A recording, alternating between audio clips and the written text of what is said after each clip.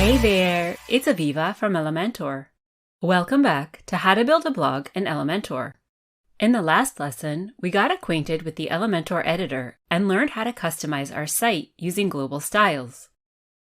In this lesson, we'll get familiar with the Elementor theme builder, a single place to manage all your site parts in a visual and intuitive way. Access the theme builder from any page edited with Elementor by clicking the menu icon and choosing Theme Builder. The theme builder displays all the parts of our site and allows us to edit the header, footer, post templates, page templates, and more. The green dot next to a template's name indicates that this template is active and accessible to visitors.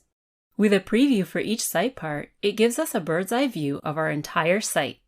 Since we've used a kit for our website, all these templates have already been imported together with it.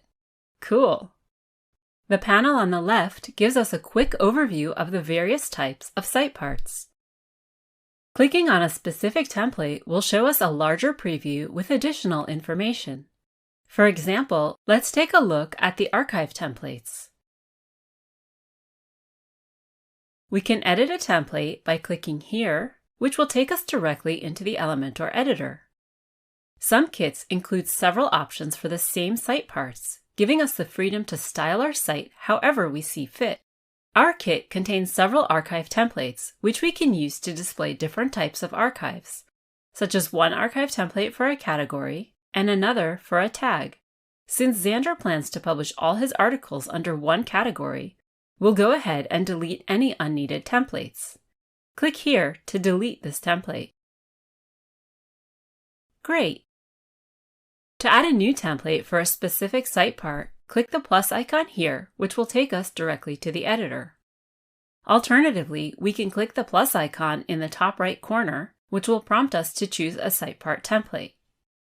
Clicking the eye icon brings up more specific information on that part, including a dedicated video and a help article. Using what we've learned, we'll go ahead and make some adjustments on the different parts of our site, starting with the header. Let's take a look at what needs to be changed here. Xander's logo appears a bit small, so we'll need to change its size. We'll also need to connect the menu pop-up. Let's start with the logo.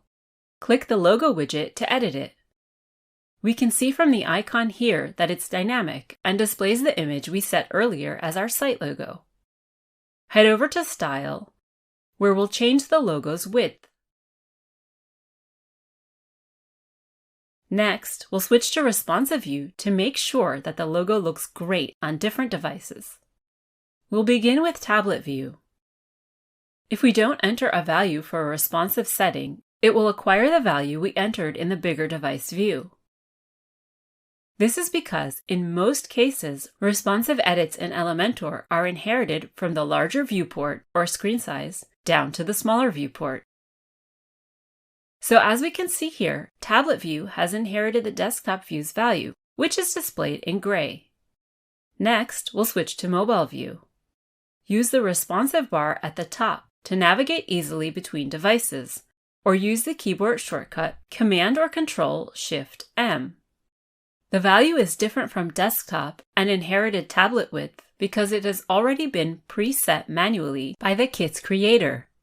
We'll change the value for the width, but as we can see, there isn't too much of a difference here. This is because the logo size is limited by the column width, which has also been preset in the kit. So let's adjust the column by clicking it and increase the column width value.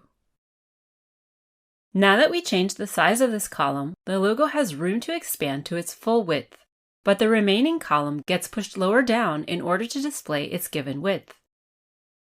Fix this by clicking the remaining column and update its width.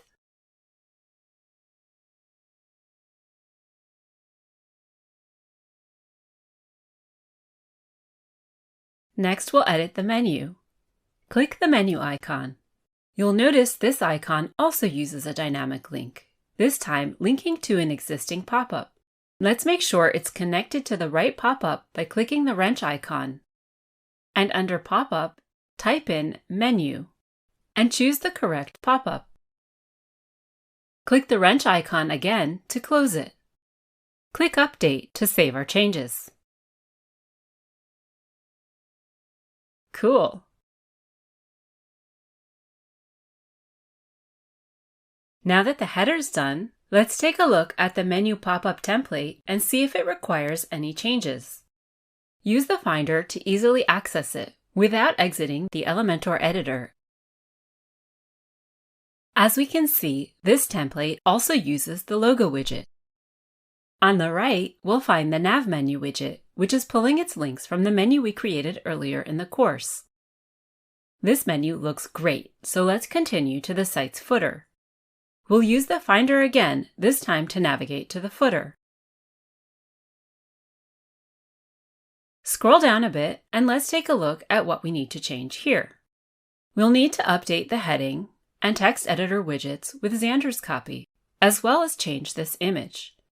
We'll also take a look at connecting the form widget to email marketing services. Then at the bottom, we'll update the credit line in the heading widget and add in our social media links.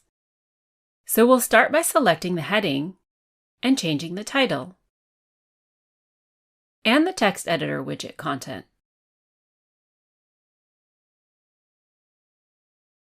Next, we'll choose another photo. As you can see, we don't have an image widget here, so let's see how this image is being displayed. Select it, and as we can see, it's in a column. We'll click on the Style options, and we can see from here that the column is using an image as its background. So all we'll need to do is click the image and select a different photo. Great! Next, we'll select the Form widget. Under Actions after Submit, we have options to link this form to different newsletter services, such as MailChimp or MailerLite.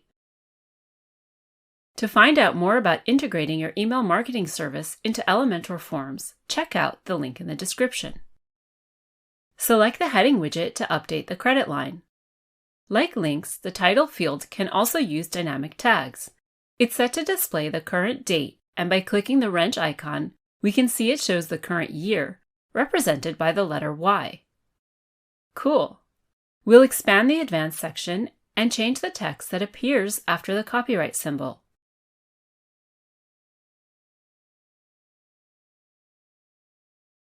And last, but definitely not least, let's not forget to add our social media links before we update.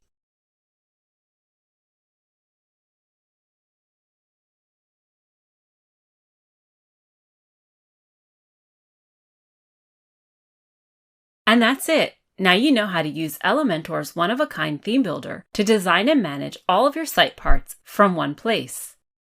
Before we continue, feel free to spend some time exploring the theme builder and templates included in the kit.